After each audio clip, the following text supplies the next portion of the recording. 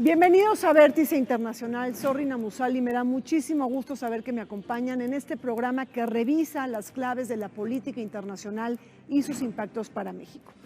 El día de hoy les llevamos hasta sus pantallas un tema novedoso, diferente y que no está en el radar de los mexicanos. Me estoy refiriendo al deshielo del Ártico y a la disputa que se está dando entre los intereses geopolíticos, económicos y comerciales de grandes potencias y empresas transnacionales. El día de hoy nos preguntamos sobre la militarización del Ártico, la sed de negocios, la presencia de Rusia del Ártico, las nuevas rutas comerciales, así como el interés estratégico de China, que es un país no del Ártico, pero que tiene un interés primordial en el Polo Norte. Por favor, les pido que me acompañen.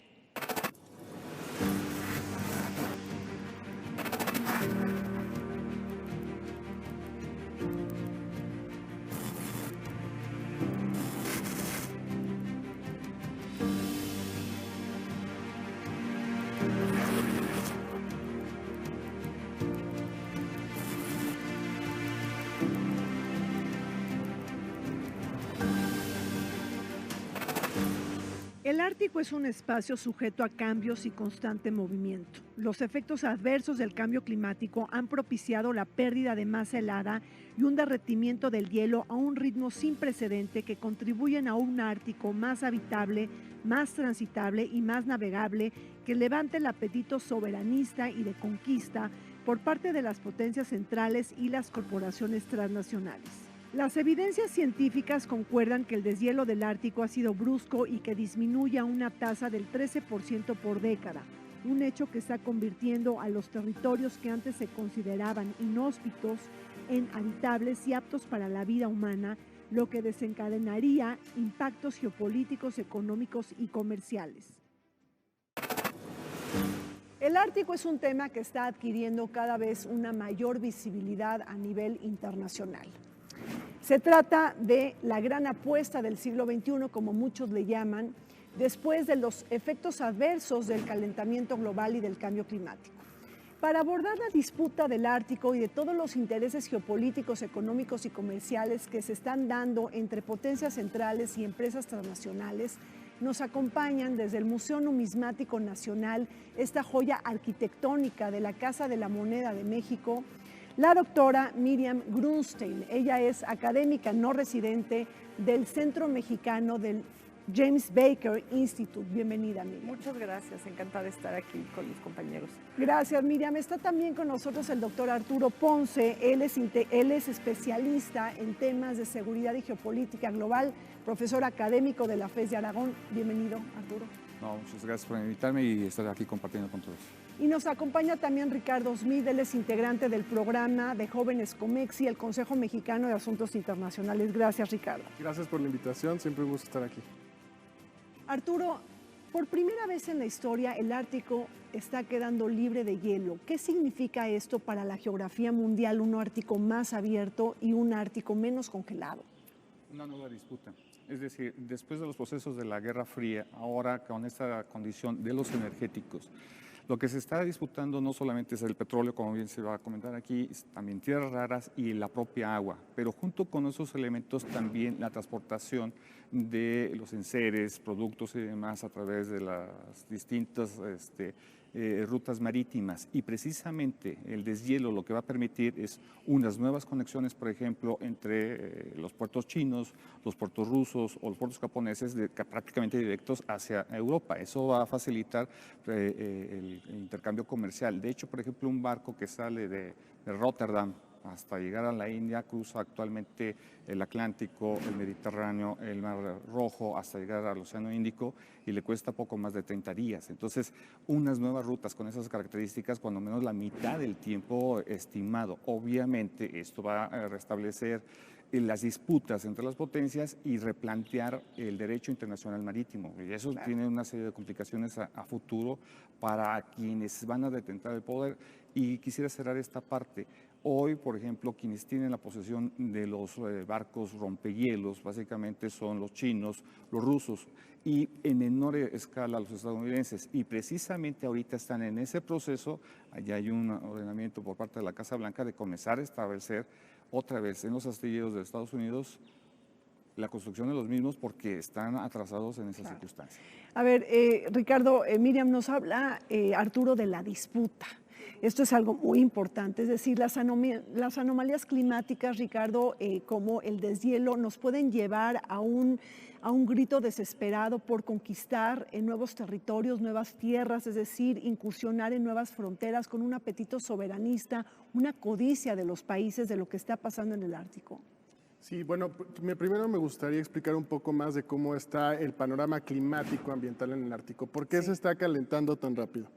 El Ártico, según lo que ha mostrado el panel intergubernamental de cambio climático de la ONU, se está calentando entre 2 o 3 veces más rápidamente que el resto de la Tierra. Algunas partes del Ártico incluso se están calentando hasta 4 veces más rápido. Hay unos ciclos que son ciclos de retroalimentación. Cuando se empieza a hacer deshielo de manera mucho más veloz, se reduce la superficie que está cubierta por hielo y que puede entonces reflejar la energía calorífica que viene del Sol y que la podría liberar hacia el espacio, ¿no? Cuando tienes menos cobertura de hielo y comienza a haber más cobertura de agua normal, derretida, más oscura, entonces se absorbe de manera mucho más rápida este calor que viene del Sol, y entonces cuando tenemos estos procesos de calentamiento tan fuertes en el Ártico. Lo que tenemos, la evidencia nos marca, según el panel intergubernamental, que de aquí a 2050 es muy probable que tengamos un Ártico sin hielo durante al menos la última parte del verano, que es durante septiembre. Por esto es que se abren estas oportunidades de que los barcos americanos, rusos, japoneses, chinos empiecen a cruzar estas partes que antes estaban cubiertas por superficie helada, y sobre todo se abren 2 rutas comerciales, una que es la ruta o el paso del noroeste, que es, digamos, esta parte que le tocaría a Canadá, Alaska, ¿no?, a Groenlandia también, y que conecta el Océano Pacífico con el Océano Atlántico. Tenemos también la ruta del noreste, que es la parte que le tocaría a Rusia. Rusia en estos momentos es quien tiene, digamos, una ventaja militar comercial en el Ártico. Es quien tiene, como bien lo había comentado el doctor, pues más rompehielos, entre 40 y 42 tiene. Estados Unidos solamente cuenta con 2 rompehielos que comparte entre el Ártico y la Antártida, ¿no? Entonces, digamos, son rompehielos ya viejos. Tampoco hay muchas bases militares, no tiene un ejército que esté entrenado para operar en condiciones tan extremosas como sí los tiene Rusia, por ejemplo. Entonces, en estos momentos, digamos, para Rusia el Ártico, como también lo es su frontera hacia Europa, pues es un lugar pues de bastante interés nacional, así que hay que estar muy cuidadosos sobre qué sucede ahí. El juego de potencias, Miriam, en el Ártico. Bueno, yo lo que quisiera comentar primero que nada es qué desgracia, qué desdicha que una desgracia ambiental, porque no encuentro mejor palabra, sea aprovechada para causar una mayor, ¿no? O sea, ya tenemos un fenómeno global que está calentando el Ártico, que está causando el deshielo, como lo comentaban con mis compañeros, y con esta actividad marítima y esta actividad extractiva, únicamente vamos a empeorarlo, porque son actividades que intensifican mucho el calentamiento global, ¿no? En el caso de la explotación de los recursos naturales, es por todos conocidos que son actividades que calientan mucho la atmósfera, y también el transporte, ¿no? En la medida en que haya más actividad de quien sea, ¿no? Y cuando haya varios actores interesados en incursionar en transporte y en actividades extractivas, bueno, el planeta va a tener una intensidad de estrés climática, yo creo que inusitada. Y eso lo van a pagar las generaciones futuras. Vamos a tener impactos no solo humanos, sino en la biodiversidad mundial, y no solo en es decir, no solo en la biodiversidad del Ártico, sino en la biodiversidad global. Entonces es un muy buen momento para meditar qué precio vamos a pagar por esta disputa entre potencias, por tener mejores rutas marítimas, por tener una economía basada en el consumo que requiere estas rutas marítimas más aceleradas, más intensivas, y también la coyuntura que estamos viviendo entre Rusia y Ucrania, donde está fuertemente involucrado el transporte de los hidrocarburos, ¿no? Y yo creo que por ahí va también mucho esta exacerbación del conflicto por el Ártico. Ahora, Arturo, cuando hablamos del Ártico hablamos como de un excepcionalismo, es decir, un santuario global con el tema del diálogo, la cooperación, y vemos que eso se está acabando. Digo, estamos en un momento de guerra Rusia-Ucrania y en donde pues Rusia es un gran país del Ártico. Pero por otro lado, esto se puede convertir entonces de santuario global, nos podemos ir a un botín de guerra y aprovechando el deshielo y las desgracias climáticas. Sí, sí, porque de hecho al sueño chino que establece Xi Jinping no solamente es la ruta de la seda de manera marítima a través de Malaca a llegar al Índico y de ahí a Europa, sino también la ruta de la seda tiene que ver con el Ártico. Estas rutas que comentábamos precisamente ya las tienen visualizadas y por esa necesidad es que se empezaron a echar a andar en los astilleros chinos la construcción de modernos barcos rompehielos nucleares para esas condiciones. Una de las características que precisamente los Estados Unidos han tratado de decir cómo eliminar la desventaja que tienen. Y ellos, por ejemplo, habría que recordar que tuvieron el primer submarino nuclear, el Polaris, y hizo el primer viaje por debajo del Ártico. Entonces, esa es una de las características precisamente que ellos quieren sacarle provecho. Y no olvidemos esta propuesta en su momento de Donald Trump como presidente de los Estados Unidos de comprar Groenlandia, ¿no? Entonces, esa situación de tratar de posicionarse en estos lugares. En efecto, no tiene un gran ejército para esas condiciones, pero digamos que los sistemas del aparato de seguridad y defensa de los Estados Unidos tienen mucha condición de tratar de establecer las ventajas a través de un amigo en común, y en ese caso es Canadá. Y pensando también en el restablecimiento, en este juego geopolítico que hay ahorita, en la posibilidad en que Suecia y Finlandia se sumen a la OTAN, eso permitiría tener otro posicionamiento, pero desde Europa, para las fuerzas de la OTAN, pero ahí está Estados Unidos inmediatamente. O sea, hay un nuevo reacomodo geopolítico en el Ártico después de la guerra Rusia-Ucrania y en donde entonces se puede esperar una guerra fría extendida en el Ártico porque ahí tenemos a Estados Unidos y a Rusia como países centrales, Ricardo. Sí, hasta el momento el Ártico era considerado como una zona de bajas tensiones y mucha cooperación, ¿no? Así le decían en general. ¿Y por qué?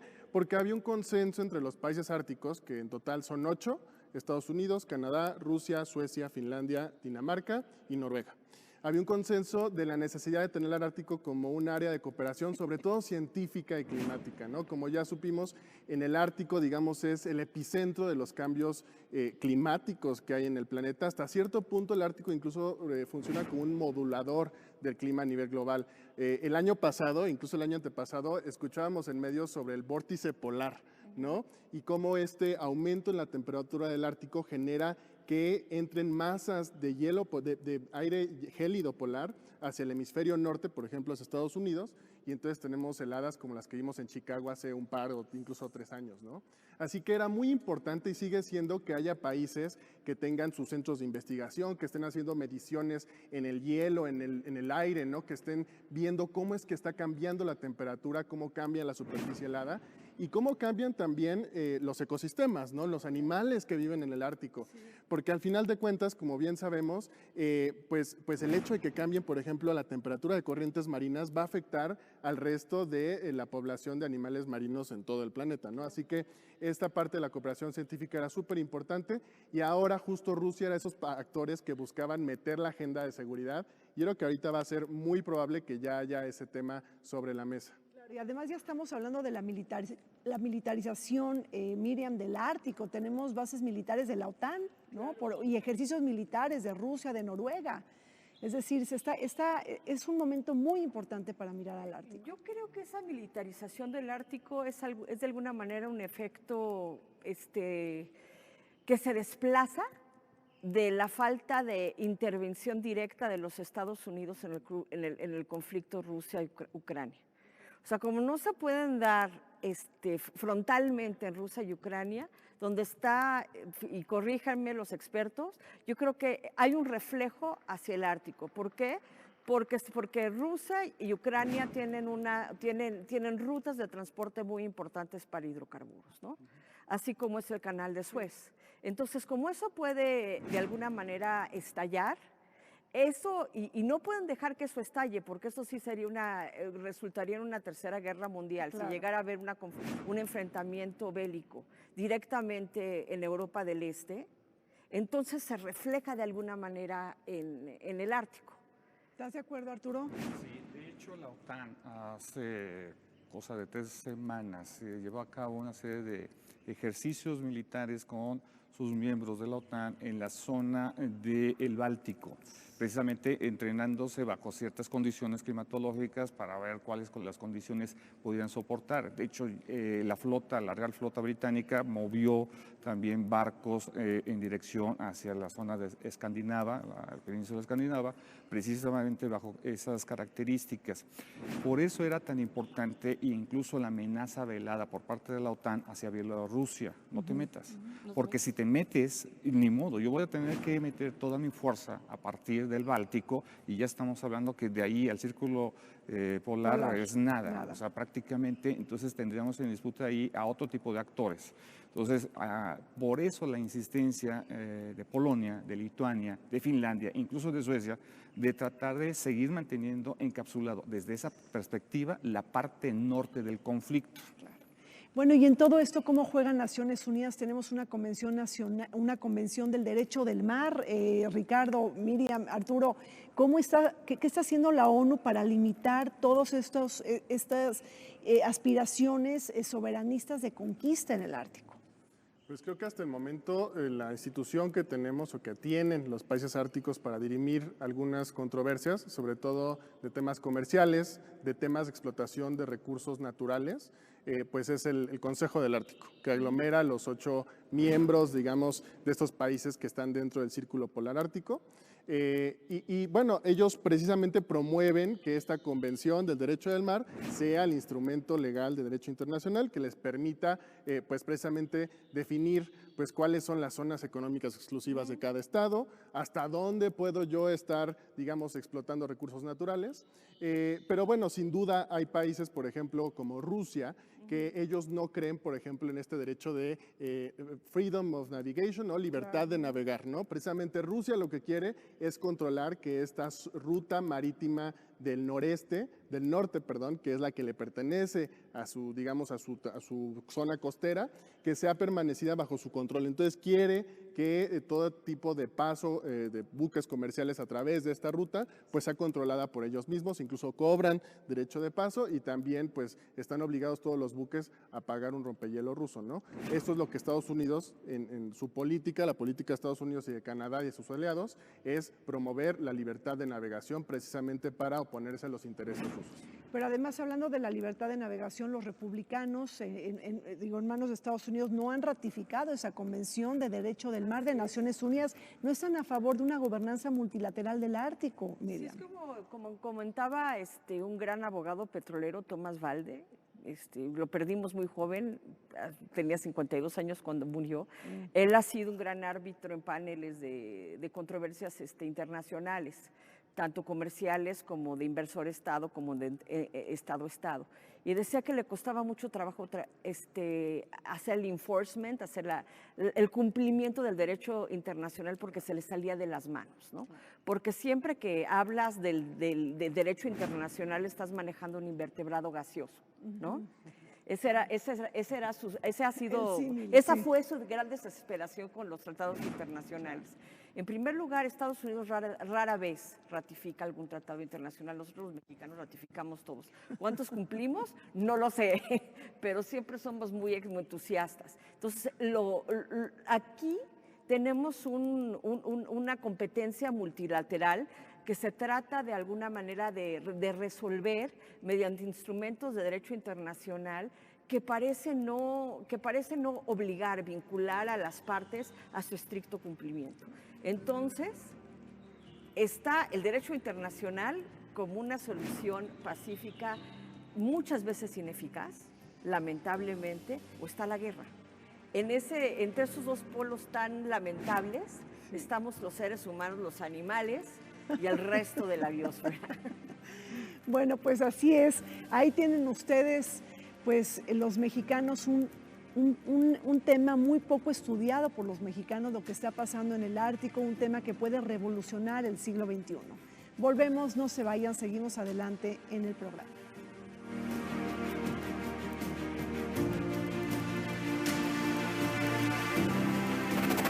El Ártico se ha convertido en un territorio disputado por las distintas naciones que claman tener soberanía sobre el territorio.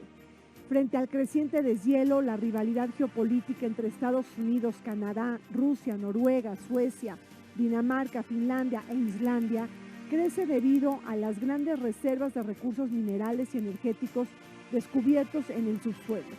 En este sentido, la creación del Consejo Ártico de 1996 fue clave para promover la cooperación y la interacción entre los 8 estados del Ártico y los pueblos indígenas de la región.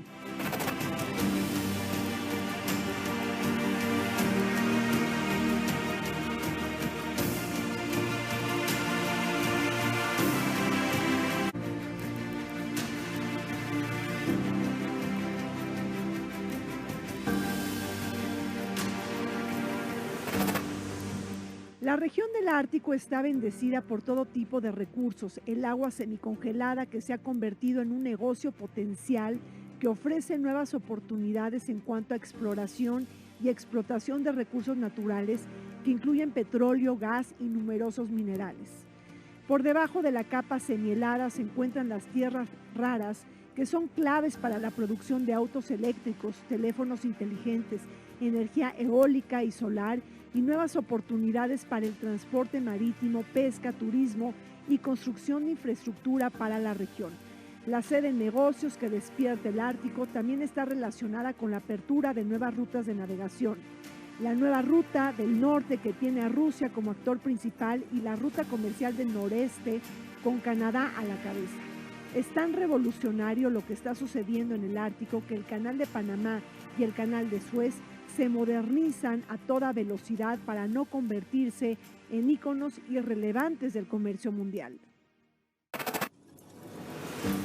Continuamos con este programa analizando todas las claves del Ártico y de lo que está pasando en el Polo Norte con el deshielo y las anomalías climáticas. Arturo, ¿cómo está chocando el tema del derecho internacional frente a los intereses de la geopolítica global?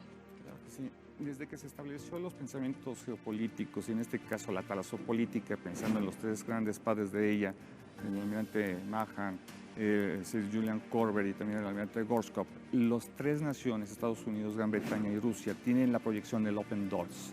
Es decir, yo puedo poner límites a la forma de mi trato con las naciones a partir de la condición terrestre. Es más fácil definir las fronteras, pero en el mar no es tan fácil definir fronteras. Entonces, por lo tanto, aquí prevalece el Open Doors, es decir, el mar es mío, el mar es mi posesión. Mientras yo tenga control de él a través de mi capacidad por mis armadas, nadie me puede hacer daño al respecto de lo que yo pretendo sobre ciertas condiciones y características. Ahorita bien se decía, la capacidad que tiene Rusia para poder ejercer su soberanía. Díganle a quién en ese espacio intervenga armada contra armada. En ese mismo sentido, ¿quién le dice a los Estados Unidos en el escenario, por ejemplo, del Pacífico o Índico-Pacífico, ahora como está reconformada su estructura estratégica en la región, con el Indo-Pacífico, quién con le India hace frente a ellos? Es decir, precisamente lo que estamos viendo ahora es el nacimiento, por decirlo así, de un nuevo mar, en el cual se va a tomar las definiciones no a través necesariamente del derecho internacional, sino a través de las acciones geopolíticas, y cuando se definan los roles de liderazgo, ahora sí, va a entrar el derecho internacional. A ver, Ricardo, pero el tema de la geopolítica está relacionado con la geoeconomía. Por debajo del Ártico tenemos grandes recursos naturales, minerales, hidrocarburos, gas. Es decir, se destapa una carrera descomunal por la apropiación de los recursos. Platícanos cómo estás viendo este juego. Bueno, en primer lugar, uno de los grandes hitos del Consejo Ártico pues, fue precisamente hacer un acuerdo sobre pesquerías dentro de la parte central del Ártico. Es decir, van a los países unirse y decir, ¿sabes qué? Vamos a vetar cualquier tipo de actividad pesquera en esta parte del Ártico durante unos 15 años, ¿no? Y después podemos renovarlas. Así que al menos por ahí tenemos un poco del triunfo de la concertación política, de la gobernanza. Ahora, precisamente como bien decía el doctor, entonces tendremos que esperar a ver cómo es que Rusia define su influencia en el Ártico, si querrá tener mayor presencia militar, mayor presencia comercial.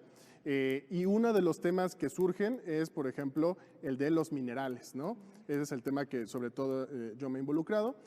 Hay una especie de minerales que se llaman tierras raras o minerales raros, que son valiosísimos en este momento para los temas de transición energética.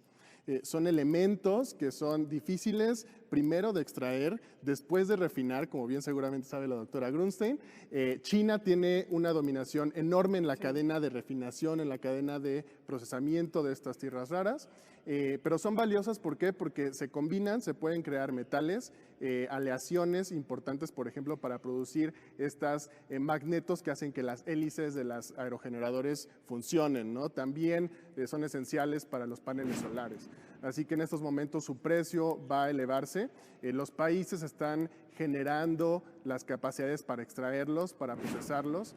Y pues, por ejemplo, uno de los ejemplos más sonados en la prensa internacional fue que China tenía un proyecto para tener una mina de extracción de estas tierras raras en Groenlandia.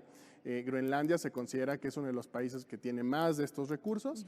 Los habitantes de Groenlandia en un referéndum, de hecho, decidieron el año pasado que pues iban a rechazar la inversión de China en este territorio, pero también Islandia es importante en estos términos. Alaska parece que también tiene bastantes recursos y Estados Unidos, bajo el gobierno de Joe Biden, ya reconoció que está perdiendo en el Sí, juego. porque importa mucho de Sí. China, ¿no? Y pues ahora van a desarrollar más de estas capacidades bajo el nuevo gobierno estadounidense. Miriam, háblanos de las tierras raras. Tú que eres una experta en temas de hidrocarburos, de petróleo, de gas, por favor. Yo lo que quisiera resaltar es que la transición energética ha llevado un nuevo modelo de extractivismo, tal vez aún más feroz que el que existía anterior a, O sea, a más los acuerdos. salvaje. Más salvaje. Es muy interesante porque hace algunos años hablaba con la directora del Centro de Economía Energética de la Universidad de Austin y ella es una gran petrolera. De hecho, ella tiene su lease y ella extrae gas. Entonces, cuando yo la trataba de convencer del movimiento del mundo hacia las energías renovables, la transición energética, me dice, va a ser mucho peor. Y le digo, bueno, sí, es que tú eres una petrolera de corazón. Entonces, obviamente vas a defender a los hidrocarburos porque tienes intereses. Me dice, es que tú no imaginas los intereses que hay detrás de los minerales. Y no es coincidencia de que vivimos un endurecimiento en el uso de los hidrocarburos en Europa, que lleva a políticas de transición energética, que estresa muchísimo el consumo de gas. ¿Y qué pasa? Que Putin nos recuerda que los hidrocarburos están para quedarse. Claro. Eso es fuertísimo, ¿no? Claro. El mensaje de Putin tras los grandes anuncios de los países europeos de que no necesitan el gas ruso, dice, a ver, pruébenmelo. Pruébenme que no necesitan mi gas, pruébenme que no necesiten mi petróleo en segundo lugar. Entonces, Europa pasa por uno de los inviernos más crudos de su historia y casualmente Rusia invade Ucrania, casualmente, entre comillas, estoy siendo irónica, y tenemos la crisis en el Ártico y está la cuestión de las tierras raras. Y también la nacionalización del litio en México. No es nacionalización, pero la prohibición de concesionamiento. Entonces, además de que tenemos una carrera por los hidrocarburos, ya tenemos una carrera por los minerales. Claro. Entonces, ¿en qué va a acabar el mundo? Efectivamente, ¿no? Y además Trump tratando de comprar Groenlandia, ¿no? No, señor presidente, Groenlandia no se vende, no es una compra inmobiliaria, pero lo cierto es que Groenlandia pues tiene muchas tierras raras y se está deshielando a tiempos impresionantes, ¿no, Arturo?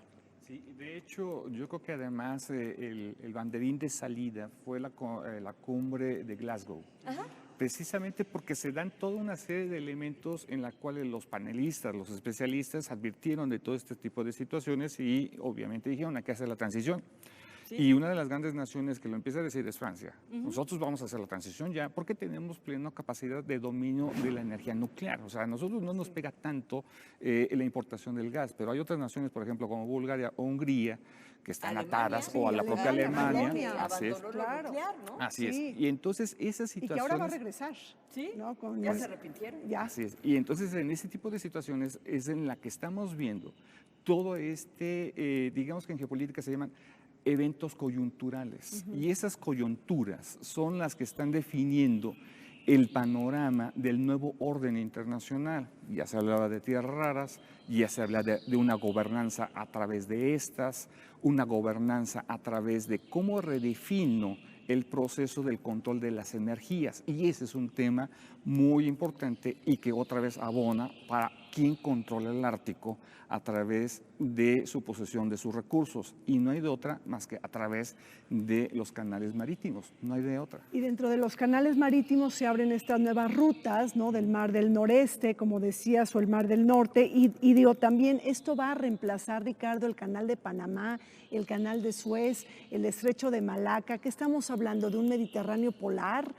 A ver, platícanos. Bueno, sí hay que tomar en cuenta que al menos las cifras que tenemos o las proyecciones que tenemos predicen que el Ártico se queda sin hielo, al menos durante la última parte del verano, al menos un año antes de 2050. Entonces, sí tenemos todavía, digamos, tiempo, O sea, al menos todavía unas... hay hielo. Todavía hay hielo, Sí, exactamente. eso Ahorita sin hay duda. hielo. Y sobre todo el hielo, hay que entender que Pero el hielo es anualmente... más delgado, ¿no? Hay procesos de hielo y de deshielo. Todos los años hay, Sí. hay derretimiento durante las épocas Sí. cálidas y entonces hay otra vez acumulación del hielo durante las épocas frías. Pero cada año ese hielo que se vuelve a formar es cada vez más, justo como lo Delgado. dices, mucho más delgado. Sí. Entonces ahorita el hielo todavía hay un espacio de unas 2 décadas para que los países, 3 décadas, 2 décadas para que los países adapten, hagan estrategias hacia futuro. Pero sin duda hay intereses japoneses, hay intereses chinos para empezar a operar en estas partes, pero sin duda será más competencia de Estados Unidos, competencia de Rusia, pues decidir qué es lo que va a pasar con el derecho de navegación de los países que no son parte del Ártico. China, como ya bien comentábamos, es un país cercano al Ártico, así se define dentro del esquema del Consejo del Ártico, pero hasta el momento su única capacidad de influir es a través de las compañías de transporte marítimo.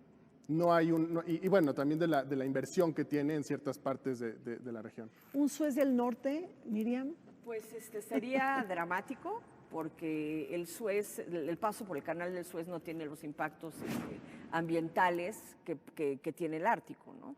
El canal de Suez es un canal ya muy viejo, ya muy transitado, tiene cuestiones geopolíticas complicadas por estar en el Oriente Medio, pero aquí estamos hablando de un impacto ambiental atroz para el público de México. Yo creo que todo el mundo ha visto la imagen falaz, por lo demás del osito deteniendo el buque, ¿no?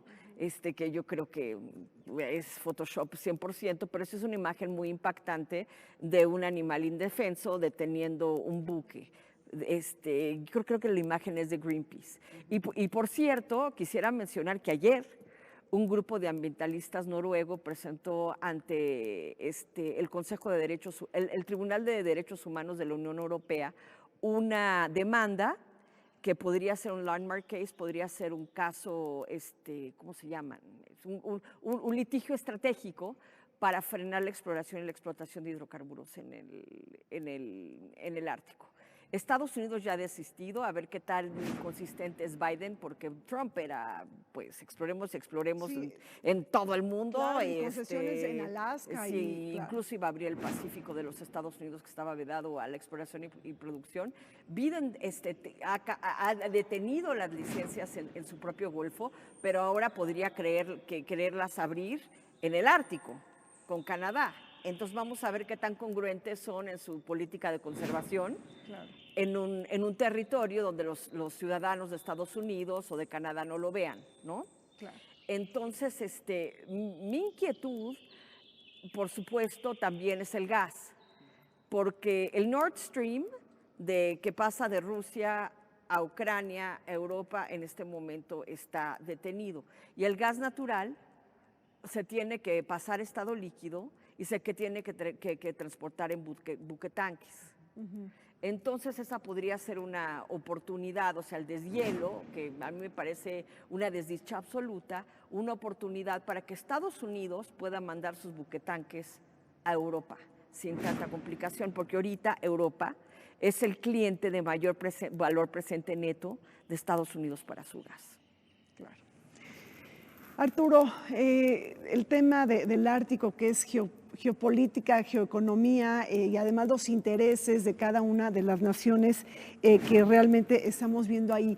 Entonces, muy impresionante que ahora tenemos un Ártico asequible, un Ártico accesible y que nos va a llevar a una nueva revolución de cómo se está distribuyendo el poder político en esta zona. Por favor. De hecho, habría que considerar también otro elemento. La principal nación con la condición de transporte marítimo es China. Es la que mayor cantidad de contenedores tiene, tiene las mayores empresas para la distribución de los mismos, y eso hay que sumarlo al año 2049. ¿Por qué 2049? Porque se fija, de acuerdo al sueño de Xi Jinping, el sueño chino, que ese año habría que cumplir el proceso de transición de ser de una nación en desarrollo a una potencia global. Entonces, eso es muy interesante porque coincide también con las fechas en las que las proyecciones científicas consideran que prácticamente ya no hay agua. Ricardo, entonces, se arman las rutas perfectamente y eso le daría a ella condición desde otras proyecciones que se han hecho de quién tendría el control macroeconómico y político para el 2049, prácticamente sería ella, la Unión Europea y los Estados Unidos. Entonces, ahora sí, el choque sería frontal entre estos tres trabucos, vamos a decir, Unión Europea, si es que existe, derivado de muchas dificultades que está atravesando, y obviamente la República Popular de China, y veremos qué tanto la democracia se sigue manteniendo en los Estados Unidos para ese momento, ¿no? Claro. Bueno, pues hacemos un corte, volvemos, seguimos con más en Vértice Internacional. El hielo marino es un elemento importante para el hábitat de los animales y de los seres humanos, al ser un regulador de la temperatura del aire y del océano. No obstante, este ha ido disminuyendo abruptamente a una tasa del 13,1% por década, según datos de la NASA. Asimismo, de acuerdo con la Organización Meteorológica Mundial, el Ártico alcanzó su temperatura más alta jamás registrada de 38 grados centígrados. De este modo, se trata de una de las regiones del planeta en donde el calentamiento avanza más rápido, 2 veces mayor que el promedio mundial.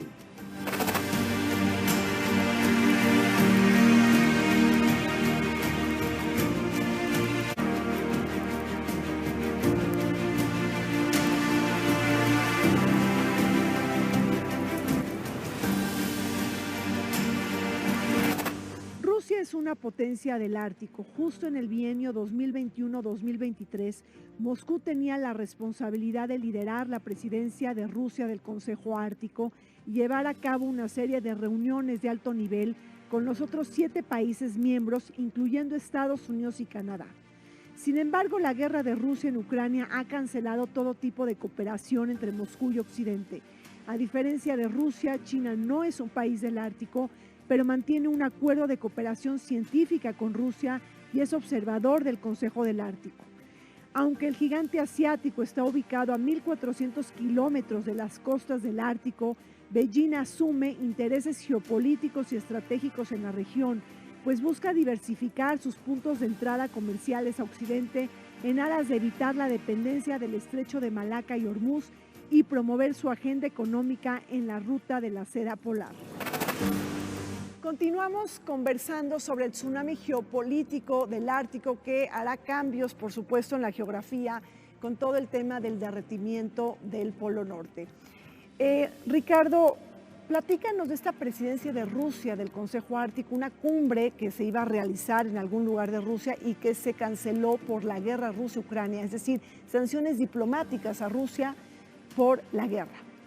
Pues sí, es una presidencia pro tempore que se rota cada 2 años en el Consejo del Ártico. Esta vez le tocaba a Rusia 2021-2023.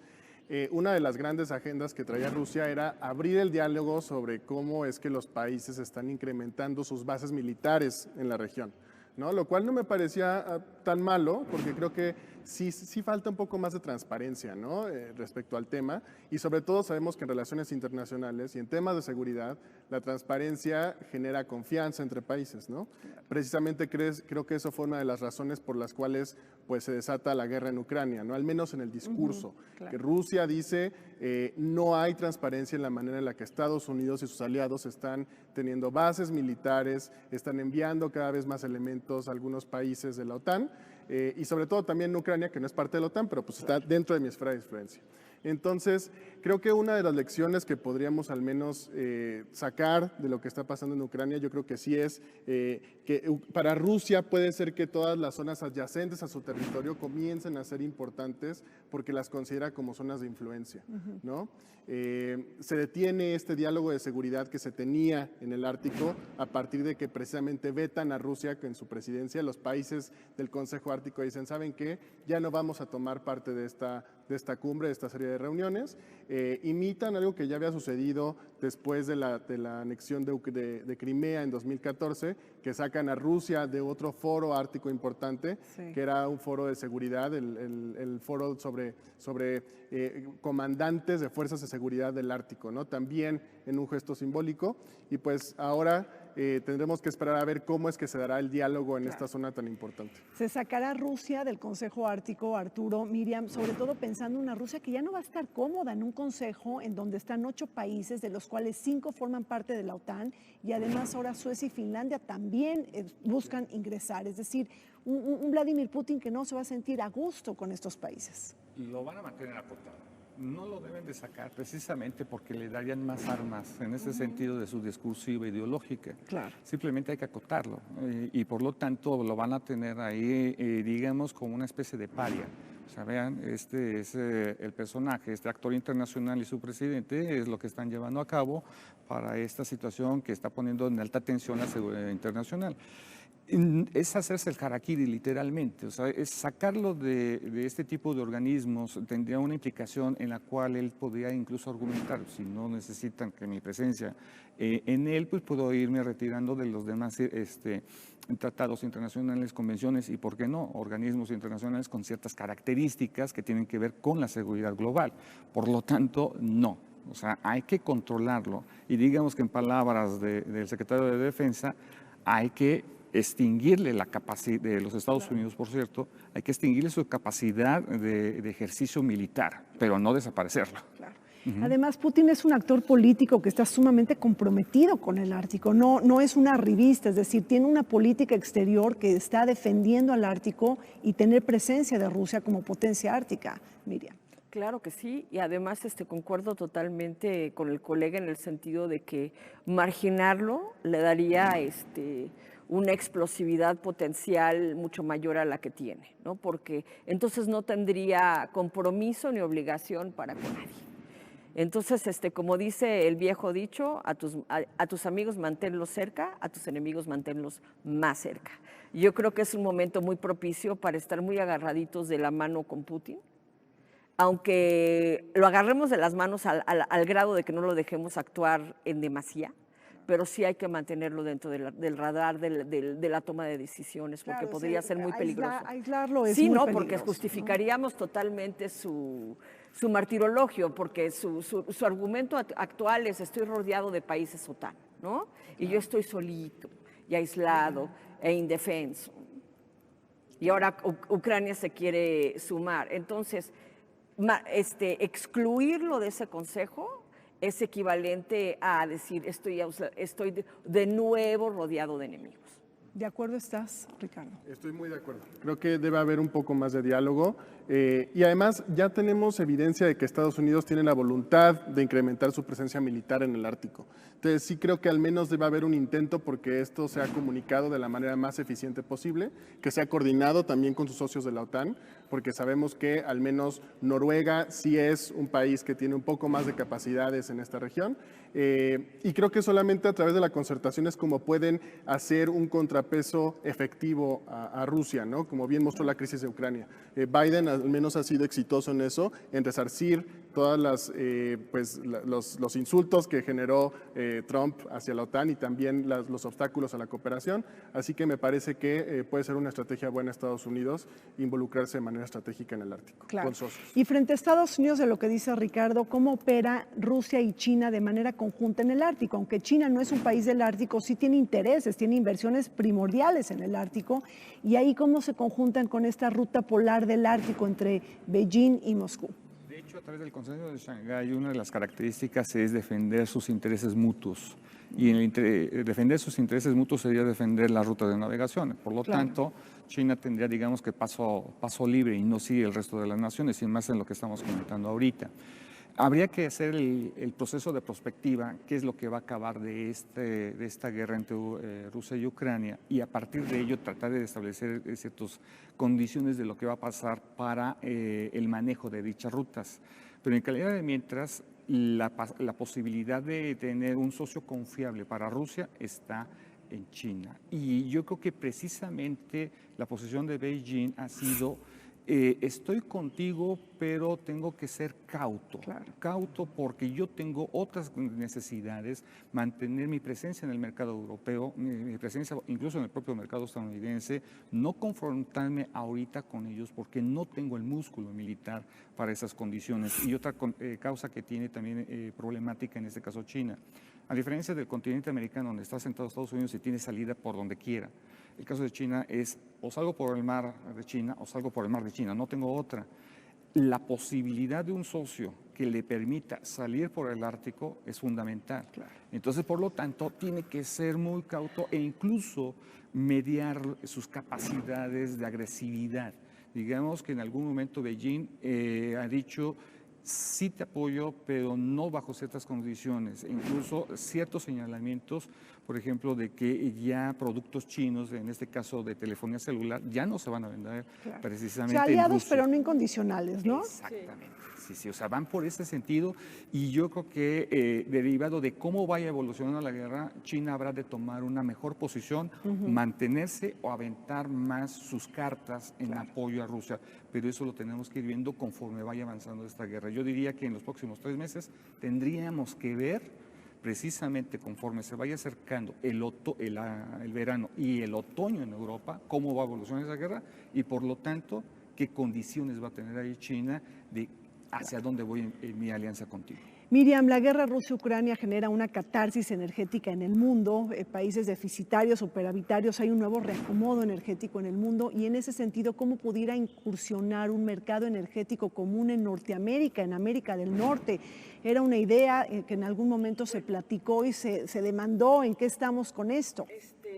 Muy buena pregunta, te la agradezco. De hecho, la reforma de 2013, bueno, ya no es reforma energética, ya casi tiene 10 años de edad, que sigamos hablándola como una reforma es casi nostálgico, ¿no? Sí. Pero cuando se reformó la Constitución del 2013, uno de los objetivos principales era la integración de Estados Unidos, México, Canadá como países aliados desde el punto de vista energético por el petróleo extrapesado canadiense, el shale oil, shale gas que tiene Estados Unidos, y también nuestro potencial, que estábamos como entre los 6 países con mayor potencial de shale oil y shale gas en el mundo. Si nos hubiéramos integrado, no te puedo decir que por volúmenes podríamos hacer un contrapeso categórico frente a Rusia, pero sí seríamos un contrapeso importante.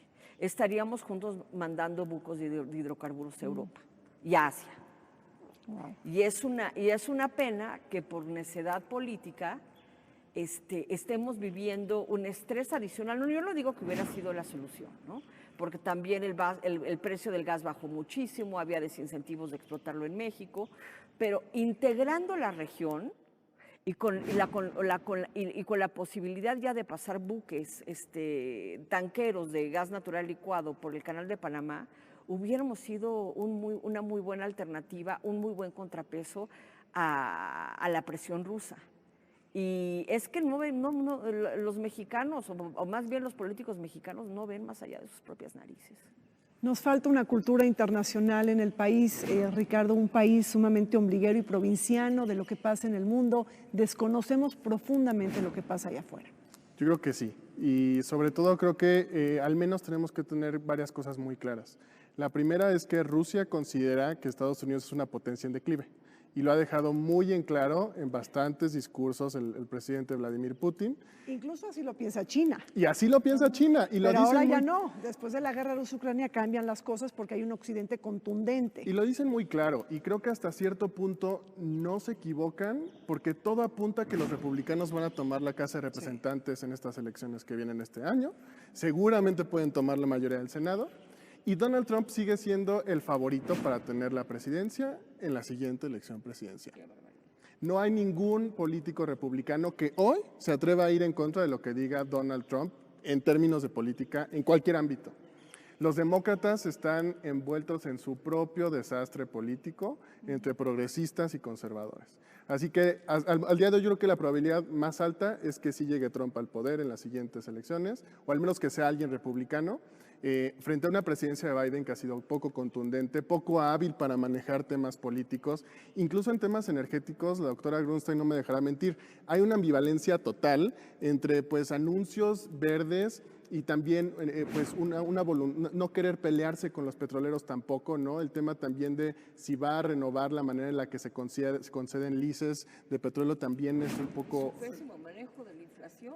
Y también un mal manejo Sí, de la un inflación. deterioro del poder adquisitivo Así muy que- importante en No, están todos Estados Unidos. furiosos. Sí. Yo creo que es un escenario bastante incierto. México tiene que estar preparado para, si bien no de un declive como lo predicen Rusia y China, pues sí para un cambio en cómo se deciden las cosas en el mundo, ¿no? Ya no va a ser solo Estados Unidos, quizás será Estados Unidos Un con mundo otras 2 o 3 multipolar. personas más. Bueno, pues se nos acabó el tiempo en este conversatorio. De verdad agradezco mucho a Ricardo Smith, a Miriam Grunstein y al doctor Arturo Ponce por haber estado con nosotros. Y también otro tema que se nos escapó es que, bueno, pues los migrantes, ¿no? Los refugiados ambientales, el derretimiento de los glaciares, la falta de hielo, pues también genera migraciones masivas por gente que está desacomodada con su tierra, es decir, siempre buscando nuevas oportunidades. Bueno, un tema pendiente. Muchísimas gracias. Vamos a un corte, regresamos.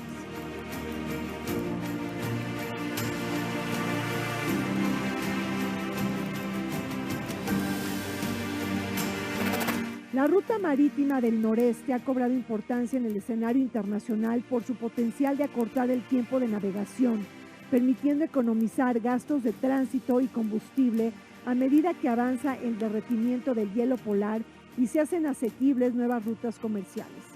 Por ejemplo, con esta ruta se pueden ahorrar hasta 8,000 kilómetros durante el viaje entre Tokio y Rotterdam, acortando los días de distancia de 47 a 29. De este modo se pudiera llegar a prescindir del Canal de Suez o el Canal de Panamá. Llegamos al fin de Vértice Internacional. Soy Rina Musal y me despido de ustedes, no sin antes agradecer al Museo Numismático Nacional y a la Casa de la Moneda de México todas las facilidades brindadas para la grabación de este programa. La Casa de la Moneda de México, que en este año 2022 cumple 487 años de existencia.